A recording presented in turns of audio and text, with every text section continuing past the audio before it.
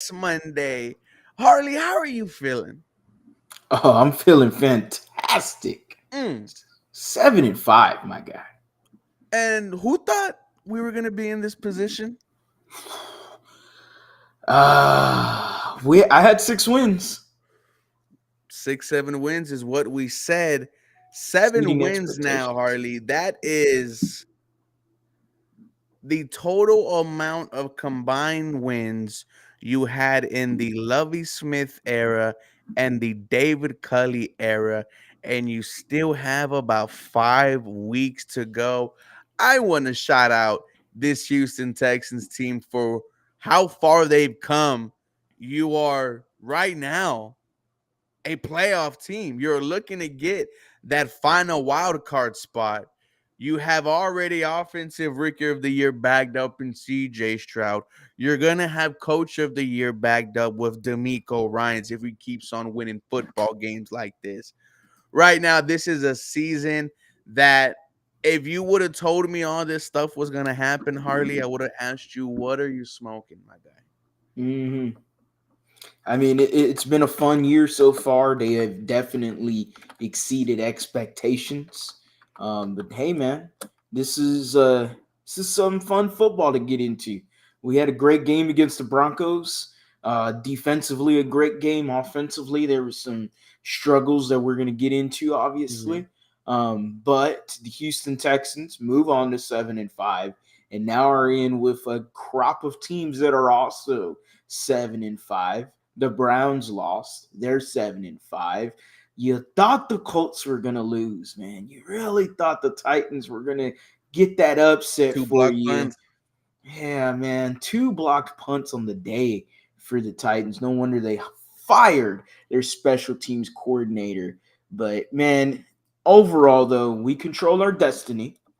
The rest of the schedule, sure, you could look at it as a favorable Mhm. schedule, Kind of. but at the end of the day, you control your destiny, you Mm. control your playoff fate, and man, it is fun to talk about some competitive and relevant football again in H Town. And before we continue, Hardy, this episode brought to you by Bet Online. The holiday season is often rolling with the NFL in full stride and the NBA and NHL hitting mid-season form. Bet Online is your number one destination for all your sports wagering info with up to the minute sports wagering news, odds, trends, and predictions. Bet Online is the top spot for everything pro and amateur sports.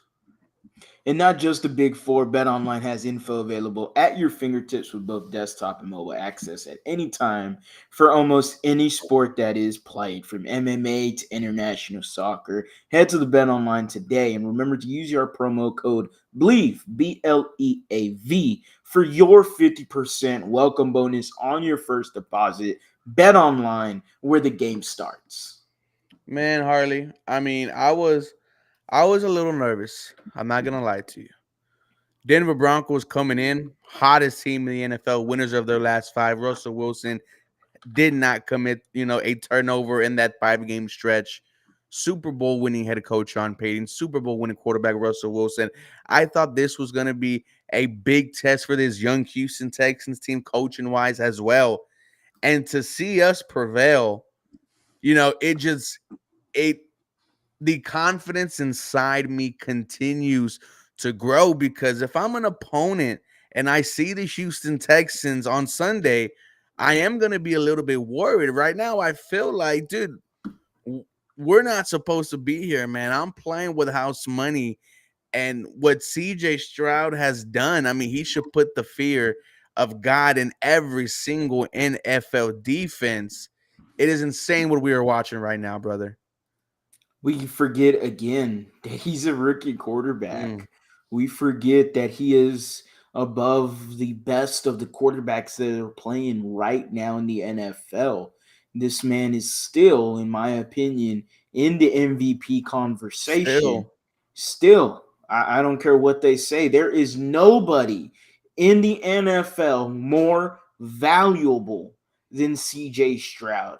It seems like in Houston sports, we continue to create the definition of MVP when it comes to either Rockets, Texans. We've done it many times with the Rockets. We've done it before with the Texans, JJ Watt. Rockets with James Harden when he was dominating and Curry ended up winning, and so many others Mhm. before he finally got his MVP. CJ Stroud is the most valuable player in the NFL right now. You just said it.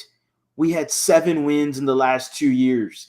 There is nobody more valuable than CJ Stroud. Yes, the head coach, D'Amico Ryans, plays a big part into that. Yes, Bobby Sloyd plays a big part into that. Yes, this defense and everything and the addition of players, yeah, it's very helpful. None of that matters if CJ Stroud is still playing like a rookie Mm. quarterback. He's not playing like a rookie. He's playing like a top 5 quarterback in the NFL. And man, we have to talk about something else that happened besides the victory. Rookie wide receiver Tank Dell Mm. out for the remainder of the season.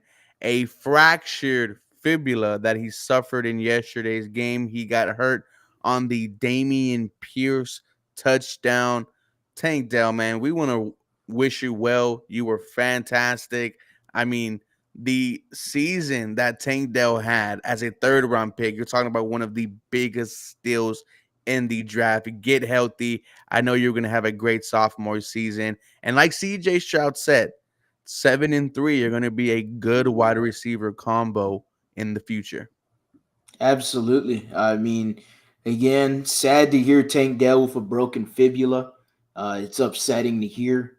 The man was in second place for Rookie of the Year behind CJ Stroud, and I could say that confidently. I think he's had better receiving. I think he was going to be ended up being a better receiver in rookies compared to like Puka Nakua, who would be third in my opinion. I think Tank Dell, as we all saw, is electric. It's a tough break, but Mm. just like the comment right there, Mechie, Noah Brown, Robert Woods, Nico Collins, Xavier Hutchinson. Hey, John Mechie, step up, bud. It's now time we ask for John It's Mechie to produce. I mean, hey, I feel sorry for him and whatnot. Okay, we're back to football now. Like let's get it into football. We are in football talk. Like, hey, emotion wise, yeah, man, I feel for him, and I hope everything's great with John Mechie. But it's been weeks now. All right, it's been more than half the season. And buddy, it is your turn to step up to the plate. And what are you going to do for me? I need to see it. It's been no problem for this Houston Texans team with the next man up territory that they've entered with D'Amico Ryans. It doesn't matter. It seems like everyone that has gone out, they've replaced it with somebody, and that person has had big play, big days, big weeks. Like it doesn't matter. Next player, next play mentality, next player next man up, whatever you want to call it. The Houston Texans continually get it done. We've won games without Tank Dell before. This offense also struggled without Tank Dell before. So, I am interested to see how are the Houston Texans going to adapt offensively. We struggled because it was during the game, hence the Falcons game when he got out. The offense just seemed a little different. And yes, I Mhm. know CJ Stroud led almost a game winning touchdown drive. But let's get away from that. Tank Dell, man, it sucks to see him go. He's having a great rookie year. Man, it's like, and I thought of it in my head because I didn't want to tweet it out. So I'll say it on the podcast and see how people react to what I say. Mm. Deshaun Watson, Will Fuller 2.0, but on steroids.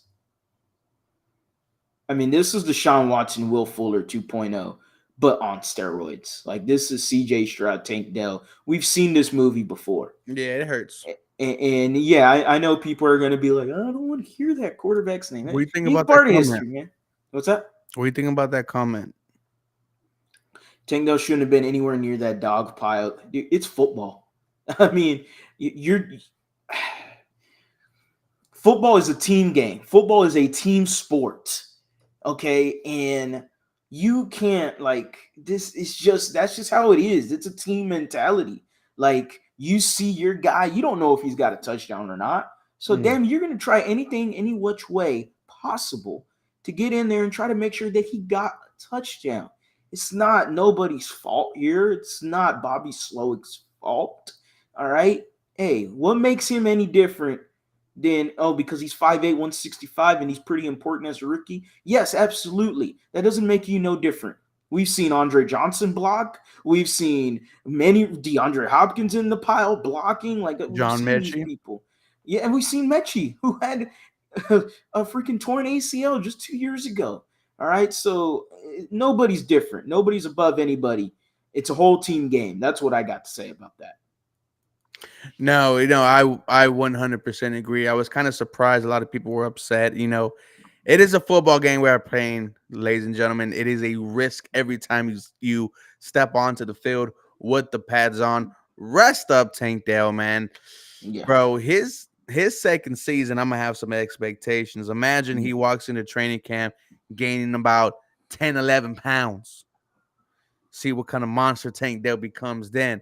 But moving on, Derek Stingley, have yourself a day, a career day, 2 interceptions, 4 pass defense. That is 4 interception in his last 3 games.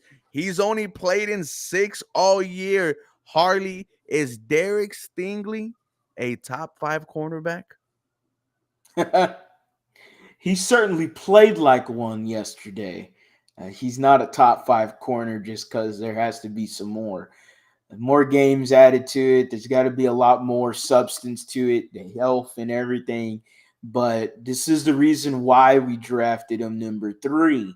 It's the reason why we drafted him above Sauce Gardner. Mm-hmm. So Derek Stingley had himself a hell of a game.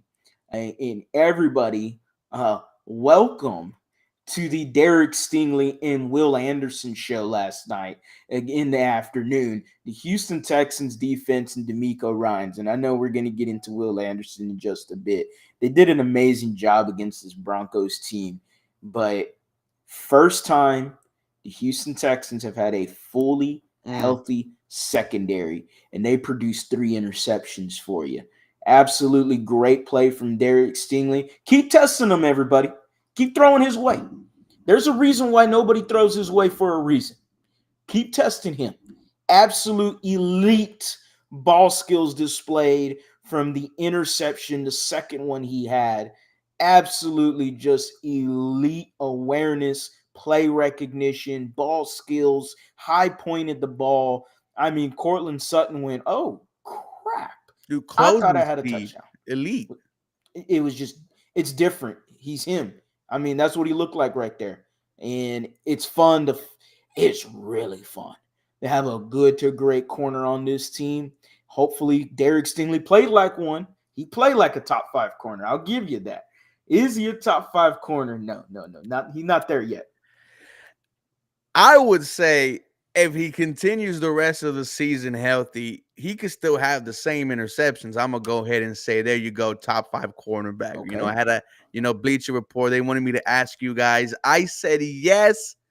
If he finishes the season healthy, he could still have the same interceptions and all that. But Derek Stingley, I mean, we were wondering what we were gonna get back. I don't think anyone expected this. Just elite play the past couple of games, and you hope he keeps it up. Steven Nelson also had a fantastic game as well. Shout out to veteran Steven Nelson, but it was your captain. It was Jimmy Ward who won the game for you. A INT in the end zone, man. This is why he has the C on his chest, because of play like this. Harley, you said coming in that Jimmy Ward, him being back, is going to be huge because this defense turns it on when he is on the field. And he won the game for the Houston Texans, man. Shout out to Jimmy Ward. His post-game interview at the stadium with Drew Doherty, He said playoffs. The Mm. crowd erupted. Jimmy Ward, have yourself a day. Man, fantastic game from again the secondary. I'm glad. I'm glad someone in the comment section mentioned him. He needs to get his flowers as well. Welcome back, Desmond King. Welcome back. Dude, What a freaking game Desmond King had. I mean, My goodness. a pop in everything. I mean, he was everywhere. He got robbed of a scoop and score. We all know that. Absolutely robbed. All right. Absolutely robbed of the scoop and score. Desmond King had himself a day. The secondary had themselves a day. Jimmy Ward, like you were saying, hey, man, I mentioned it already. Jimmy Ward, just for some reason, the man's a leader. That's the biggest reason. He's a leader. All right. There's a reason why we got him. There's a reason why he came immediately to Houston without no thoughts whatsoever. All right. But overall, Jimmy Ward knows exactly what he is to this team, what he means to this team. And again, man, the defense just plays better when he's back there in the secondary. And today there was some pressure on Russell Wilson, right? Last week against Jacksonville, Trevor Lawrence had all day to throw the football. Yesterday, though, I mean, Russell Wilson was getting sacked. Your number 3 overall pick, Will Anderson Jr., 2 sacks, 2 tackles for loss, 1 pass defense, a tipped punt. Will Anderson, best game of his young NFL career, and his presence was felt yesterday against the Denver Broncos. The first time all season this has happened. Will Anderson Jr. was dominant against the Denver Broncos. He was beating the right tackle like a drum. I It mean, wasn't fair. from the get go, like you could notice just in the beginning of the game, like man, Will Anderson's really getting in there. The Broncos better start double teaming or sooner or later. This man gonna do something to Russell Wilson. And like you said, man, you mentioned stats, 2 sacks. He had that tipped, blocked or punt, whatever, tipped punt. The biggest one for me, the tip pass that led to Derek Stingley's interception, man. Absolutely gorgeous. And Texans fans, we've seen that before. Mm-hmm. It's deja vu. We've seen someone similar that was wrecking a game Don't say it. in Will Anderson, like number 99, JJ Watt. He wrecked the game like JJ Watt. He had the game in the palm of his hands, it felt like. He just could do whatever he wanted to do. And it was fun to see that. But that's not the deja vu I'm talking about. It's the play. Tipping the pass like JJ Watt does many J. times Joe. to Jonathan Joseph's hands. Number 24, Derek Stingley, right into the lap of Sting. We've seen that so many times. It is deja vu. It is so perfect. And I have the clip and I cannot wait to tweet it out.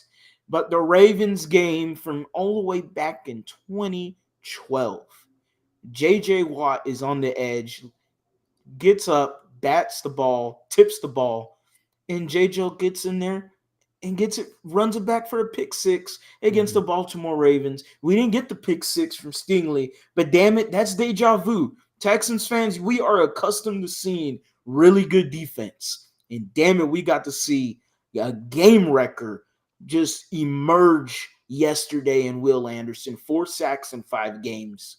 You said it a few weeks ago, man. Can Will Anderson have a strong second half to the season? So far, again, 4 sacks, 5 games, getting pressures, getting TFLs, being disruptive. He continues playing like this. All that Jimmy Ward talk I mentioned, you ain't going to need him if Will Anderson's going to be playing like that. I feel like he's just getting started. Oh, big time. And he could have had 3 sacks, if we're being quite honest with you. Also, almost ended the game on the 4th and 1, just barely missed a tackle, but then he made up for it with putting pressure on Russell Wilson a couple of plays later where Wilson had to throw the ball out of bounds. Will Anderson Jr. is becoming one of them dudes. And I love it because there's been so much criticism towards Will Anderson Jr. You gave up too much to move up for him. He hasn't done nothing. Guys, there's a reason why he was called the Terminator at Mm, Alabama. 900 snaps a season for them. He's just getting started. Jonathan Grenard, mm. another sack today. That is now 8 on the season. Do not forget about me. This pass rush was everywhere. Derek Barnett, welcome to the Houston Texans, putting pressure on the quarterback. It was This is the most pressure I've seen all season. Yeah, they were consistently in the backfield All four yesterday. quarters. Yeah, like they had some good pressure in the Bengals game. I'll give Mm-hmm. them that. Sheldon Rankins had himself a career day that night, that game against the Bengals. But anyway, sorry, something popped up randomly. Anyway, yeah, no, yesterday the Houston Texans definitely created tons of pressure with D'Amico Ryans. Man, when you have the ability to just have four guys continually Mm-hmm. rush the ball, rush the passer, and get home, and you have the secondary fully healthy, you can do that.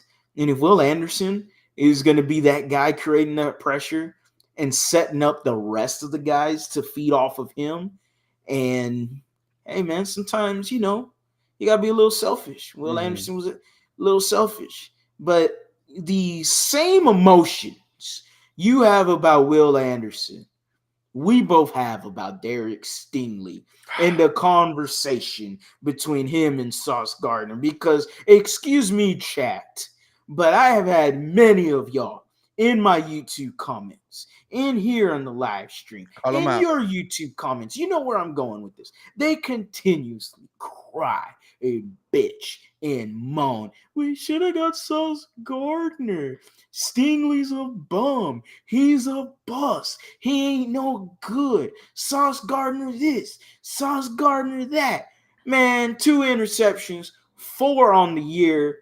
Damn it. He got 4 interceptions. Sauce Gardner's got 2 in his whole career. How about that, chat? Hold the sauce. Hold the sauce. All right, now, all I need now, You're all I petty. need this year, all I need this year, give me a pick six, Derek Stingley. You give me a pick six. Oh, agenda's done. Skull enough, Agenda's done. though. Agenda is done. You know what, dude? I have two Derek Stingley rookie cards that are autographed, and I was like, man, bro, I just don't want these to lose value. And dude, come on, bring me that money, Derek Stingley. I love his Mm-hmm. nickname, the B. I love it. I absolutely do. And if he continues to put on performances like this, where I mean, he legit will shut down one side of the field. I also mentioned the 4 pass breakups. I don't know how many he has on the season, but it has to be almost 10 or even more than that because he had a couple against Jacksonville, a couple against Arizona, and Cincinnati. Derek Stingley, please stay healthy, bro. You are becoming a, dare I say, elite cornerback. Oh yeah, he is definitely getting the way he played yesterday, and now having 4 interceptions on the year. He finishes the year healthy, and he continues on this trend. Yeah, he's gonna get the rights to be in the elite cornerback conversation. Real quick on Will Anderson. Go ahead. Houston Texans just tweeted this out 25 minutes ago. 2 sacks, 2 tackles for losses, 4 quarterback hits, 1 pass deflected. He now joins Jalen Phillips, rookie that just popped his Achilles. Hope he's doing all right with Miami, having a fantastic year.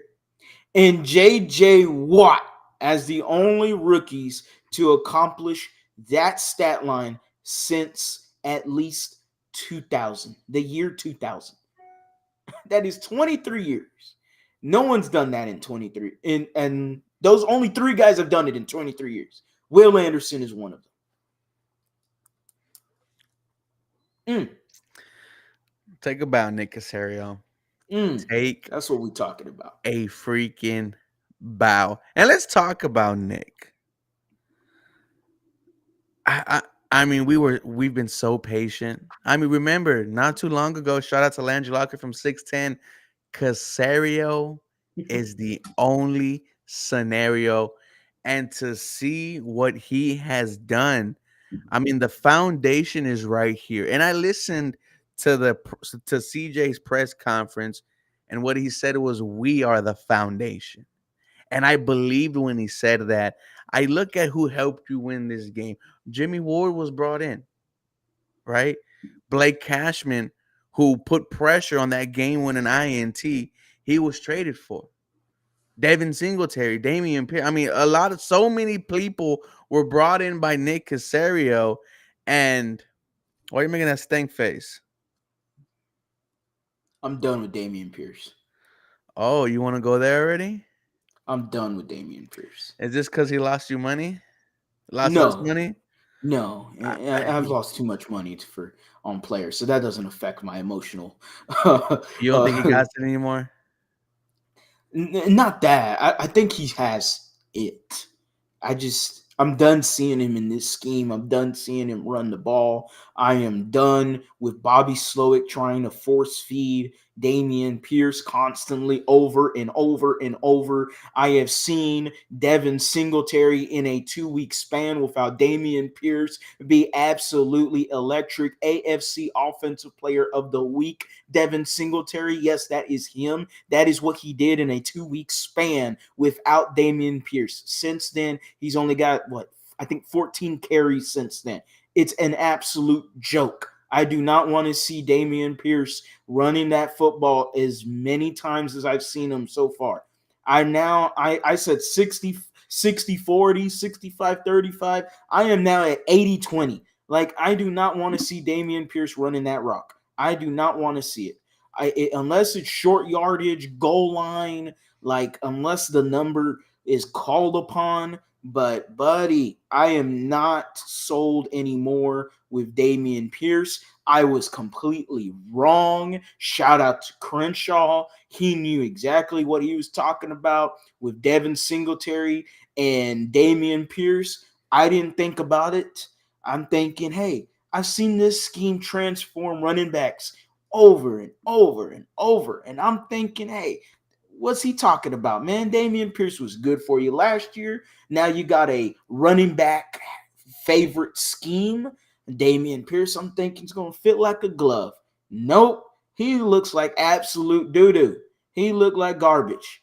All right. The man runs into blockers. He's not a scheme fit. He had one good run. That wasn't too bad. He had one good run, but there is too many times. We just saw one last time. I don't know, just yesterday. I don't remember if it was a screen pass or a toss to the left side, but he literally almost outran his blockers. Then he had to slow back down to get behind his blockers again. I'm like, wait for your blockers. You got to wait for the play to develop. Like, you can't.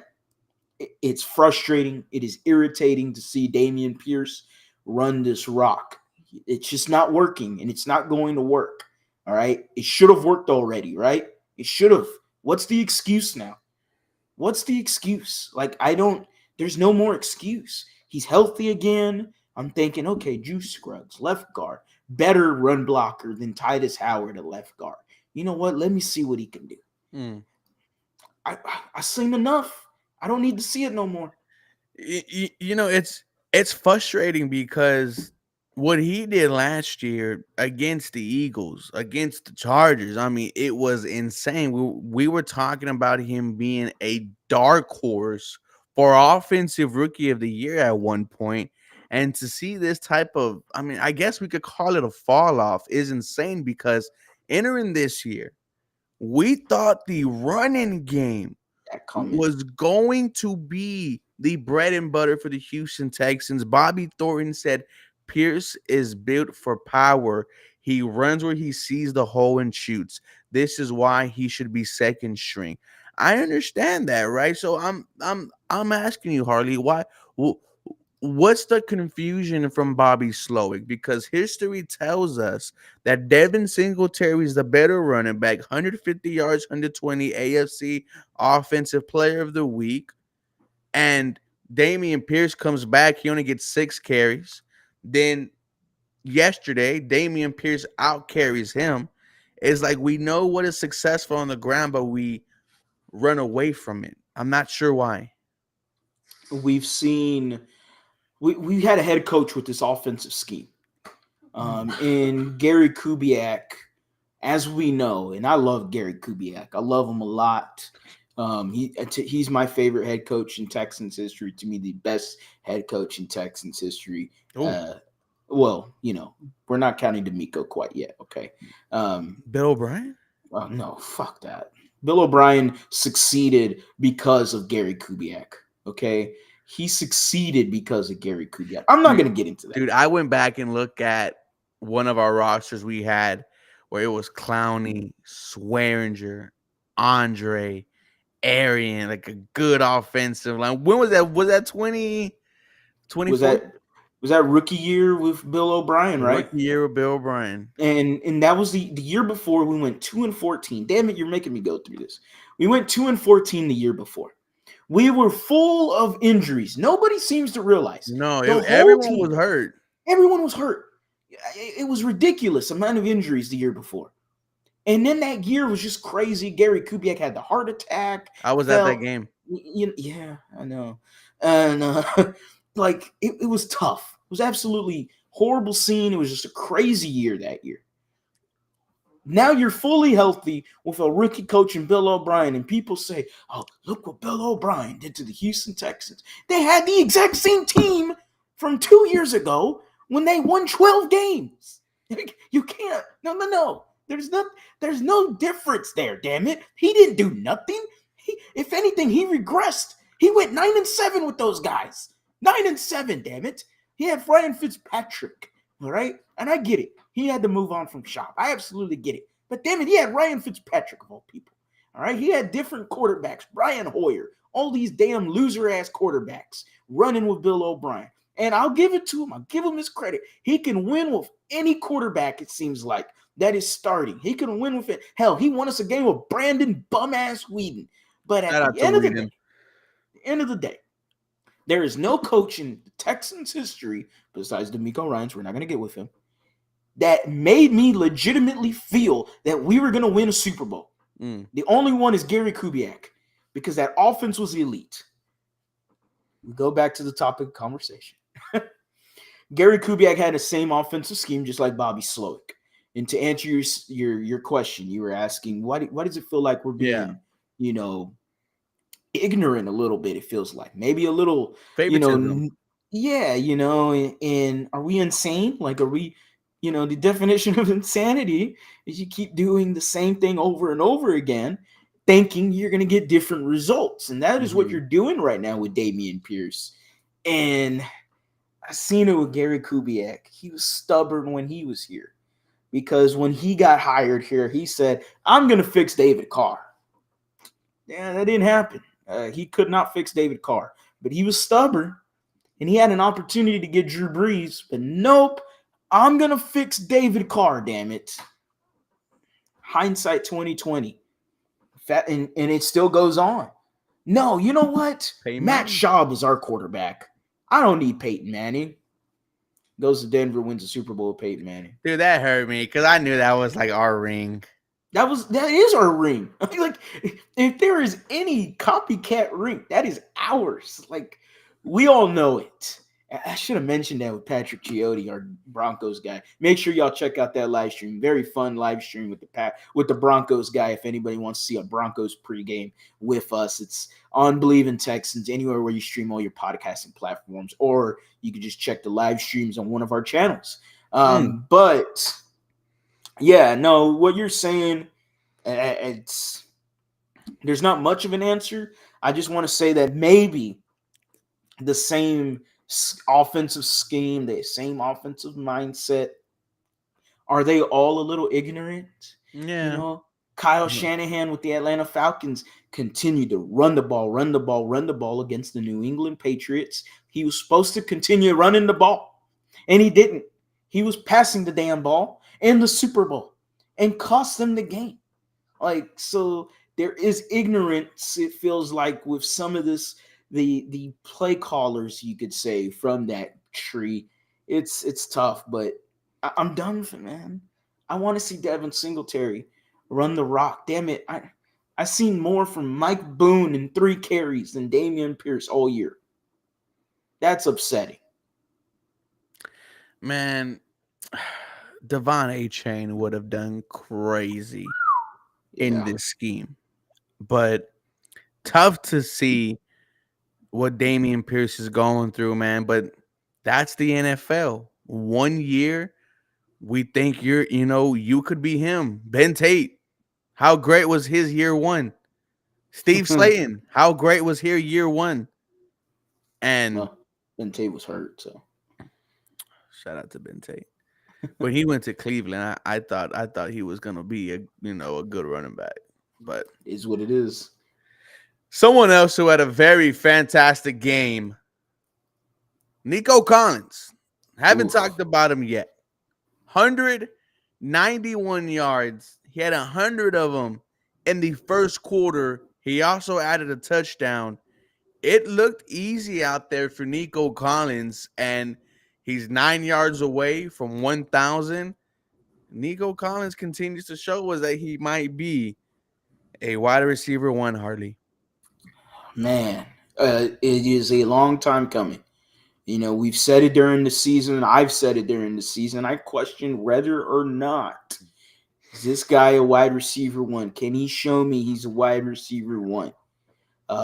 Hey man, back-to-back games of 100 plus yards receiving, almost 200. I was Mhm. hoping he got to 200. I was really hoping. I just wanted it.